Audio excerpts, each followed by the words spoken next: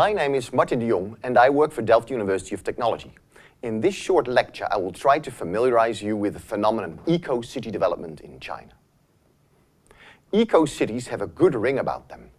They create a feeling of going along with the modernity of urbanization, while at the same time doing something good for the environment. Citizens can participate in all the amenities of comfortable city life, yet live in a nature-like context, reduced waste production, use less and only renewable energy, and they drink clean water from the tap because sophisticated purification systems are in place. Transport systems are public, fast and good-looking, free internet is available, and the entire economy is service-driven. No dirty manufacturing to be seen. Last but not least, the economic growth is also high. One can have the cake and eat it too. Following the success of European eco-cities, metropolises in Asia have expressed similar ambitions to become sustainable, green, eco, or low-carbon cities of the future. However, in emerging Asia, especially in the Far East, we face a completely different reality than in Europe. Economies are booming. Technological progress is rapidly absorbed in the social tissue. Science and technology parks are burgeoning at the fringes of all modern cities. Air and water quality issues top the policy chart, and urbanization is massive and expected to continue for at least 2 more decades. The sky is the limit, and everything seems possible in the continent of the future. This seems particularly true for the People's Republic of China. Richard Register, who originally coined the concept of the eco-city back in the early 1980s, exclaimed in the Scientific American in 2011 that China was really impressing him because it was doing where the USA failed, building those eco-cities of the future in reality and not only talk and write about them, even in the hundreds, and formally endorsed and supported by its national government. The truth is that the gap between what most original eco-city theorists who remodel cities after ecosystems claim is necessary to make a true eco-city work, and the way in which Chinese local government wishes to see them evolve is wide. Authors such as Richard Register and Peter Newman propose what also looks like a retournons à la nature approach, with minimal hard surface, maximum greenery inside and outside buildings, maximum opportunities for creative visual experience, transport primarily through walking, bicycling and railways for long distances, focus on renewables for energy provision, and always collaborative interaction processes between governments and stakeholders. Although their account of the ideal eco-city doesn't rule out technological solutions, their confidence that these will solve current sustainability problems is quite limited. It is lifestyle that matters, and urban morphology can help facilitate sustainable lifestyle. Citizens need to realize that only an economy of material well-being brings true happiness. This stands in stark contrast with what Chinese city planners and policymakers have in store for their citizens. Chinese citizens have only just begun to appreciate the joy of exuberant GDP growth, bigger houses, prettier cars, a clean space to live and work, and high-tech and high-quality infrastructures to move around their data, goods, and people with the speed of light. On a macro scale, a Chinese eco-city has much in common with a green-looking, ultra-modern smart city. And in their policy practice, the distinction between the eco-city and the smart city tends to fade. In fact, on a micro scale, what Chinese citizens imagine their eco-city to look like, if they have any conception of it at all, is much like in this picture. A romantic couple is overlooking a clean, park-like atmosphere, safe for their children to grow up in and play, far removed from the drudgery of harsh agricultural life and from the unhealthy fumes hanging around elsewhere in the industrial city. Modern life is supposed to be advanced, high-tech, comfortable, clean, and green. To make the production of such Chinese-style eco-cities possible, there are a few requirements, however. One is Asian optimism about technological and economic progress. Governments and companies from developed nations bringing in state-of-the-art technologies and investments, and the belief that all this modernity is compatible with environmental sustainability. Now, theories on ecological modernization and smart growth promise that this is all possible.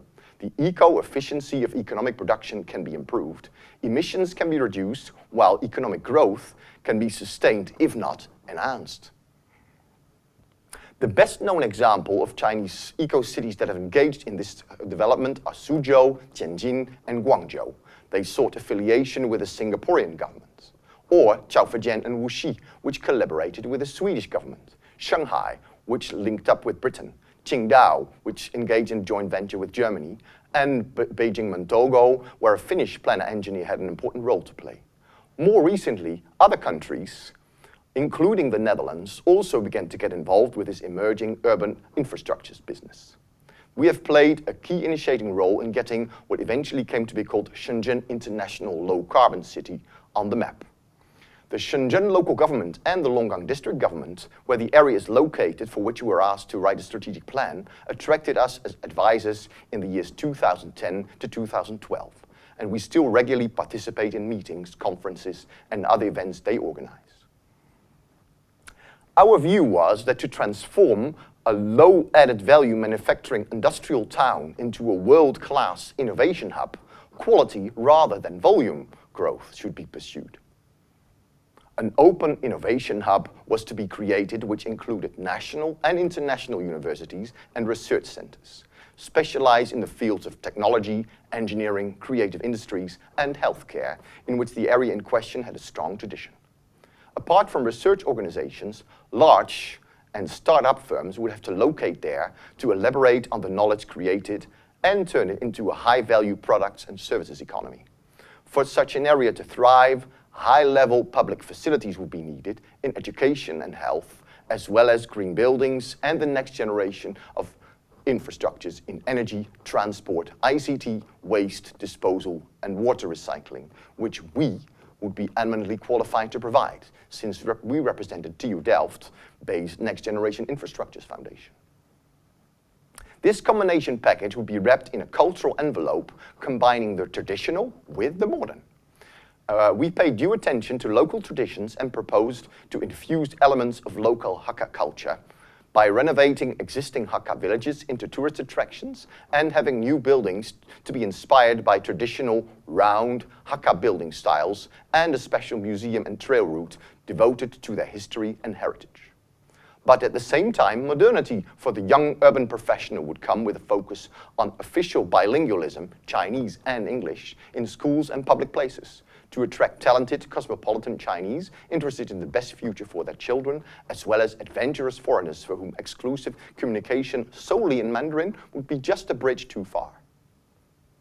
What has become of all these projects, plans, and ideas thus far? The Shenzhen Sino-Dutch Ecozone, which was eventually relabeled International Low Carbon City, is now under development.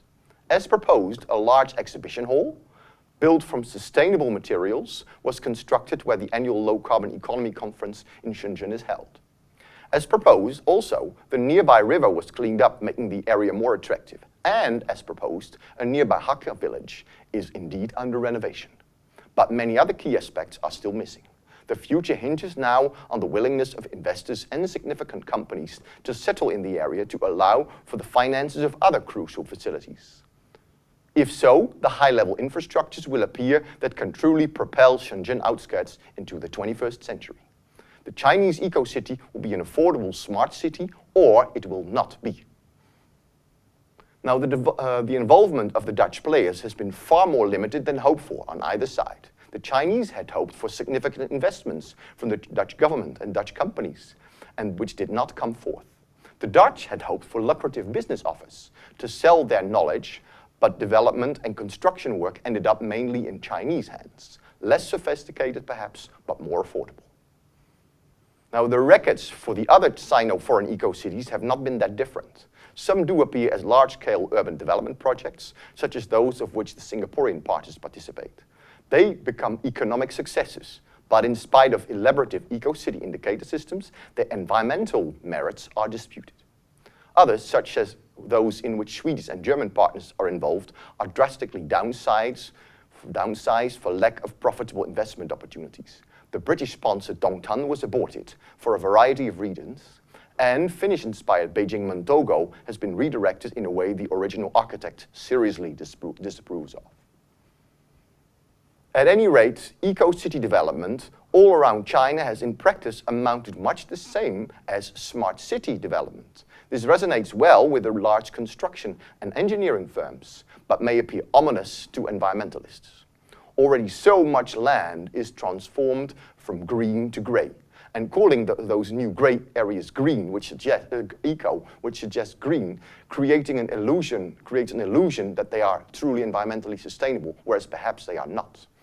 Anybody who has traveled by high-speed train from metropolis to metropolis in China knows the amazing impact of this development. This outcome is far worse than what would be hoped for a true eco-city, and maybe a little bit better than just accommodating the immense drive for urbanization in the world's most populous nation in a regular way. So does anybody have good advice? Thank you for listening to me.